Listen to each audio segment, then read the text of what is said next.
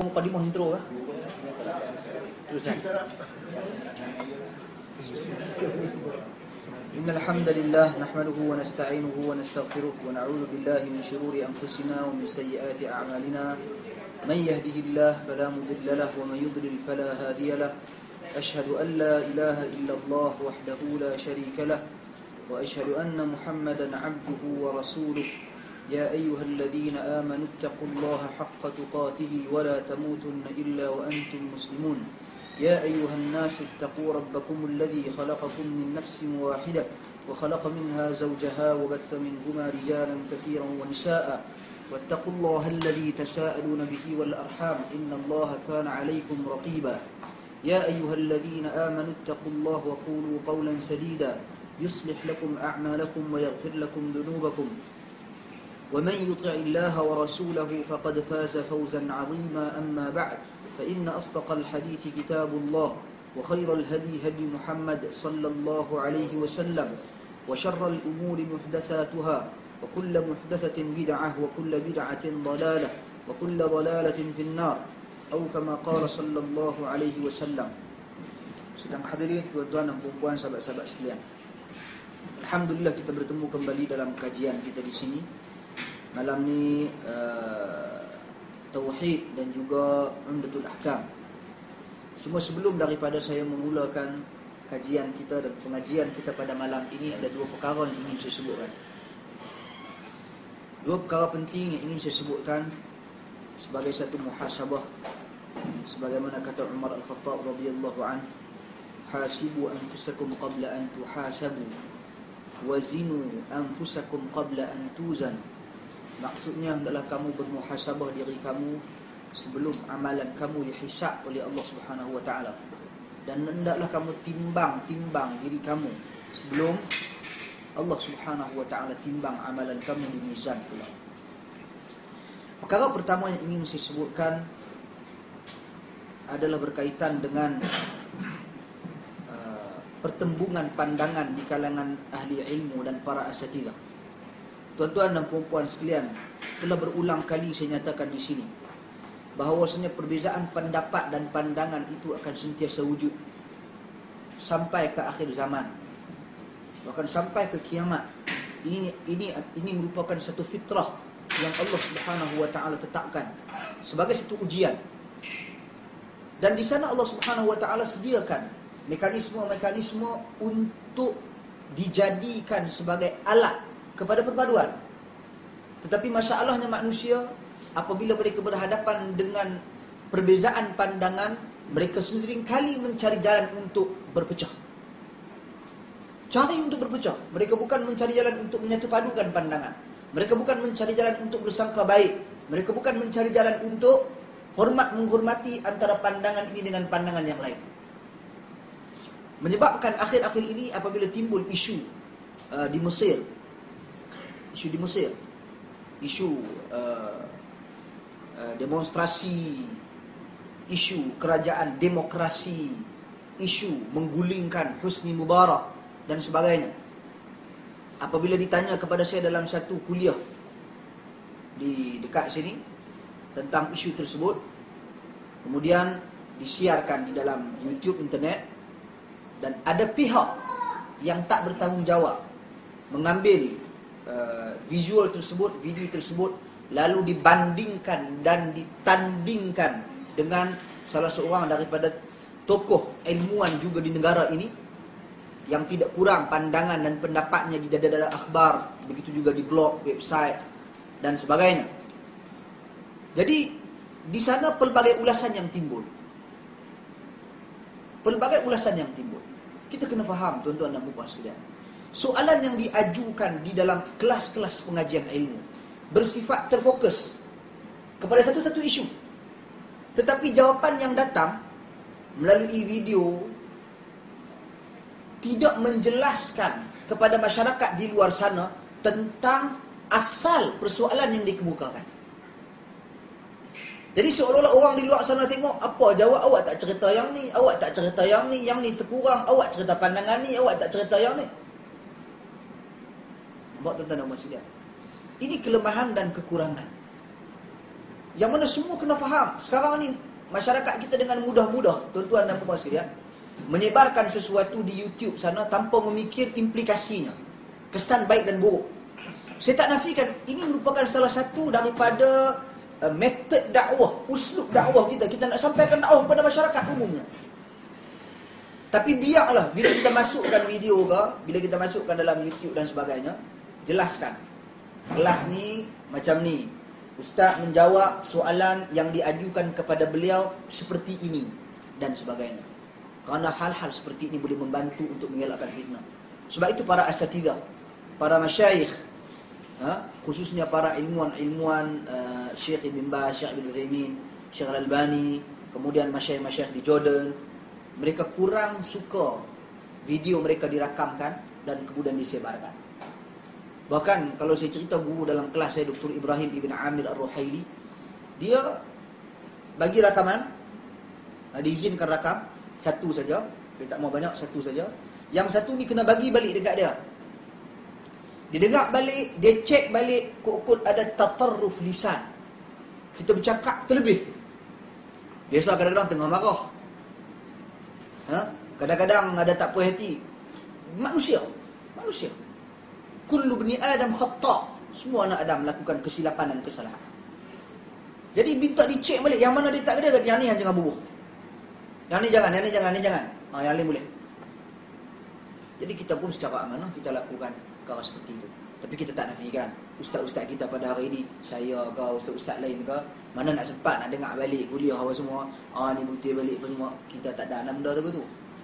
Tapi bagi kita penuntut ilmu yang mengkaji dan meneliti, untuk menyebarkan hal-hal yang seperti ini, khususnya isu-isu yang agak kontroversi, maka kita perlu berhati-hati agar tidak berkembangnya fitnah.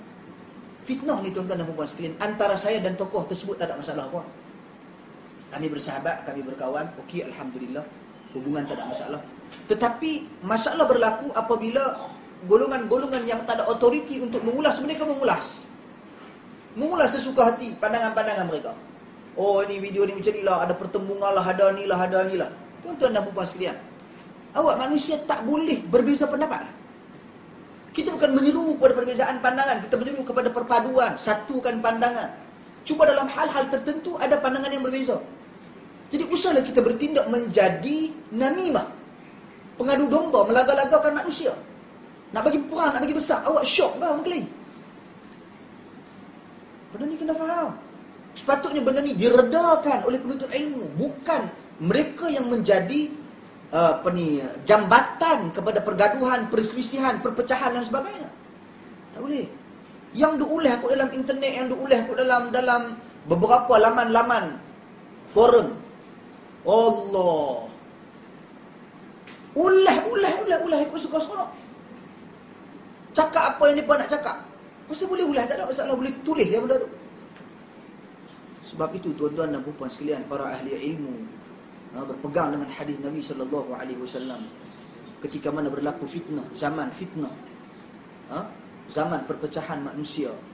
Kata Nabi sallallahu alaihi wasallam, wal lisan fiha ashaddu min waqa'is sayf. Lisan pada ketika itu lebih dahsyat daripada tetakan pedang. Yakni bahayanya lisan. Cuma manusia pada hari ini pindahkan lisan kepada penulisan. Macam-macam dia bercakap. Orang yang baca tu tuan-tuan dan puan sekalian, dia baca dengan nada yang berbeza.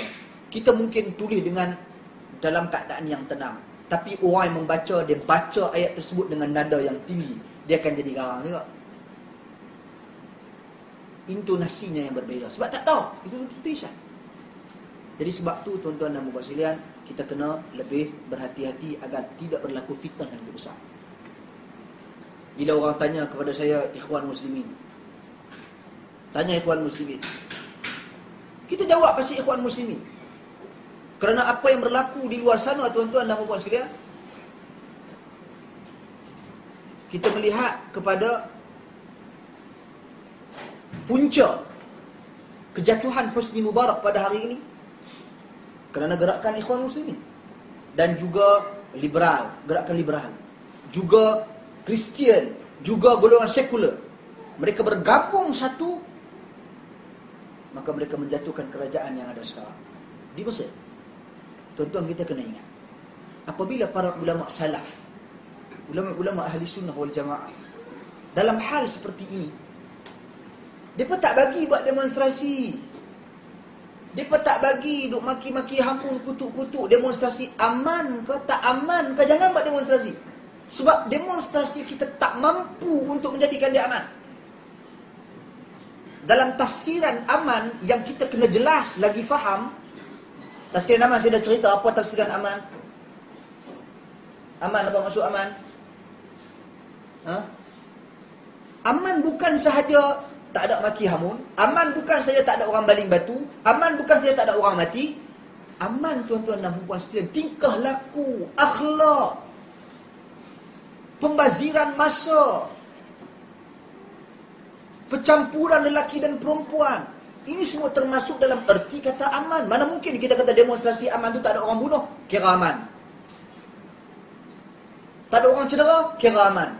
Taqillah, mana mungkin kita jelaskan aman seperti itu. Jadi tuan-tuan dan puan sekalian, mereka buat. Jadi ahli sunnah wal jamaah, prinsip salah jelas di kalangan ulama-ulama ahli sunnah wal jamaah. Isu demonstrasi satu isu, pecahkan semua benda ni, dia membawa hukum-hukum yang berbeza dan implikasi yang berbeza. Hukum menggulingkan pemerintah satu isu, hukum menasihati pemerintah secara terbuka, mencerik-cerik satu isu yang lain. Kemudian hukum sekiranya pemerintah itu telah digulingkan dan naik pemerintah baru, itu satu hukum yang lain. Jangan bila kita nak bercakap pasal emosi, kita lupa penggerak kepada kejatuhan Husni Mubarak ini, tuan-tuan dan puan sekalian, orang muda aja. Google punya orang muda-muda, umur 20 berapa, 26. Saya tak pasti umur dia berapa, boleh cek balik. Wail Ghanin nama dia, saya ingat saya. Muda ya. Berceramah tiap hari, dia membangkitkan semangat rakyat Mesir untuk menjatuhkan rejim yang ada sekarang. Begitu juga ketua gerakan remaja bagi Ikhwan Muslimin, Lutfi. Muda aja. Bukannya tua pun. Mereka bergabung satu dengan liberal, dengan sekular, menjatuhkan kerajaan yang ada sekarang. Sehingga kan kata Lutfi, bila ditanya kepada dia, macam mana kalau naik perempuan Kristian pula jadi pemerintah Mesir, dia diam seketika.